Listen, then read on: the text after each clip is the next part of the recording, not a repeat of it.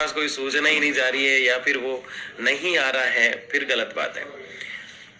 सबसे बड़ी बात तो मैं ये कह दूं कि धरने की औपचारिक शुरुआत हमने कर दी है।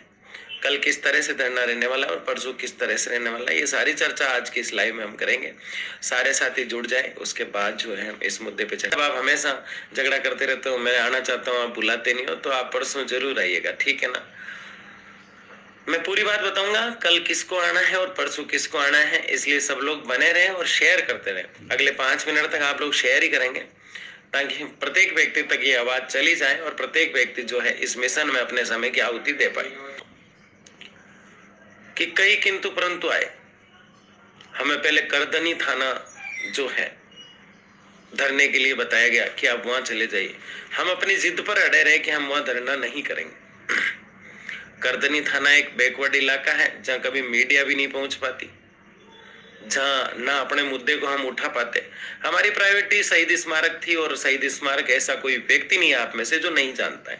प्रत्येक आवाज को शहीद स्मारक से उठाया जा रहा है। युवा मित्र भी आज वहीं बैठे हैं। उसके अलावा सेकंड ग्रेड वालों का भी काम हुआ, वो लोग भी जो है अभी निकले ही हैं वहां से। तो कई लोग अपना ऑलरेडी धरना दे रहे हैं और शहीद स्मारक पे परमिशन मिलना बड़ा मुश्किल है और आचार संहिता के समय मिलना तो टेढ़ी खीर है। लेकिन जैसे तैसे करके जो भी लाइजिंग, जो भी सोर्स है, जो भी आज टीम थी, सबके सपोर्ट से मिल मिला के हमने प्रोसेस को अंजाम दे दिया। कई लोगों से मैंने ये सुना कि शहीद स्मारक में परमिशन लेके बताएगा मोनू चौधरी, जब जान जाएंगे मोनू चौधरी को। लेकिन साथियों, आपके भाई ने ले ली परमिशन, ठीक है। अब कल हमने सांकेतिक धरना रखा है और परसों रखा है महाधरना।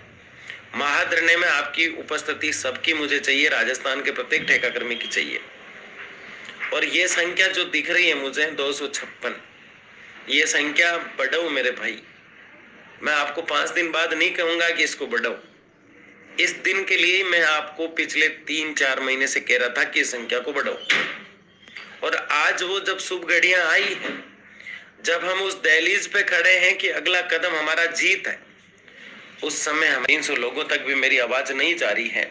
जिस व्यक्ति ने घर परिवार खान पान सब छोड़ रखा है सिर्फ इस दास्ता से आपको निकालने के लिए, उसकी बात को अगर कोई नहीं समझता, किसी को भी बुरा लगे, लेकिन आने वाली कई सालों तक कोई मोनू चौधरी दोबारा नहीं आएगा जो आपका हाथ पकड़ेगा।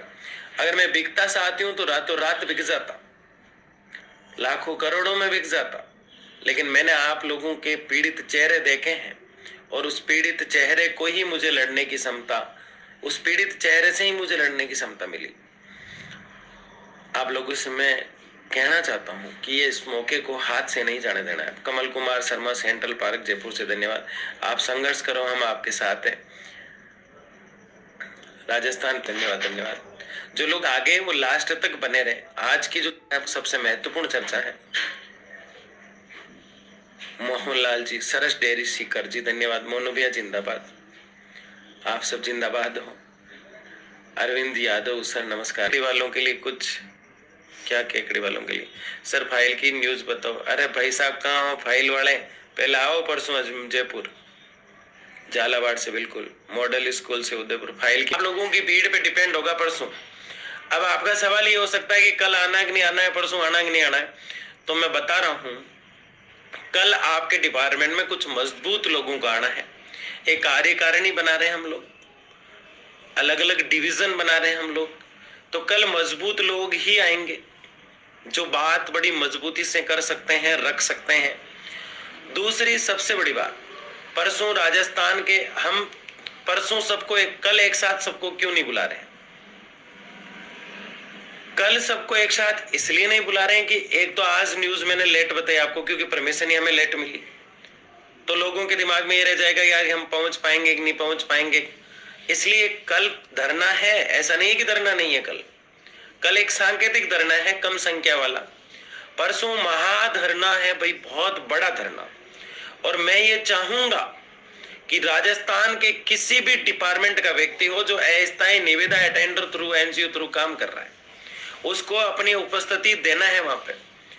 सुनामी और तूफान राजधानी में अगर लाना है आप लोगों को, सरकार का ध्यान आकर्षित करवाना है आपको, तो सीधी सीधी कहानी है और सीधी सीधी बात है।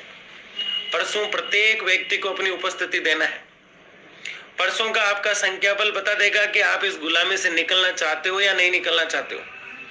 अगर नहीं निकलना चाहते हो तो सालों तक आप नहीं निकलोगे, और अगर निकलना चाहते हो तो अपनी उपस्थिति को दर्ज कराना है। जयपाल सिंह पाली सर छोड़ने ही ली थी मैंने, तो हफ्ते में 2 दिन इस काम के लिए प्रयास करता था, मेडिकल जैसे भी छुट्टी मुझे मिलती लेके, कोई भी बहाना मैं बनाता।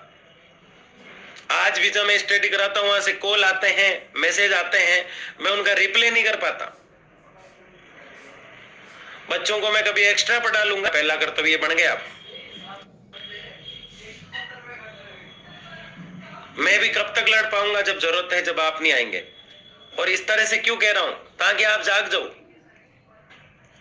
इसलिए अब सही वक्त है, अब घरों से निकलना है। परसों प्रत्येक व्यक्ति को 14 तारीख को यह ऐलान कर दो चारों तरफ से कि 14 तारीख को जयपुर में सुनामी, तूफान सब आने हैं। लगना चाहिए सरकार को कि वास्तव में कोई है जो इतने पीड़ित है। आपका भाई मजबूती से आपकी मांग को रखेगा, चिंता क्यों करते हो आप। चारों तरफ आप देखेंगे कि हमारी बात होगी। आना पड़े, चाहे बस में, रेल में आना पड़े, मतलब है 14 को आ जाएंगे सर। पहलाजपुरी जी बिल्कुल 14 को आप आओ, आप कोई दिक्कत नहीं है। अधिकतर लोग कल आएंगे, 14 को सबको आना है। 13 को भी धरना है। आज शाम को मैंने शुरुआत कर दी है धरने की, अभी कल भी धरना है और परसों भी धरना है, और उसके बाद अनिश्चितकालीन धरना है। आपकी संख्या बल बताएगी 14 तारीख की, यानी कि चारों तरफ ये ऐलान कर दो कि 14 तारीख को धरना है।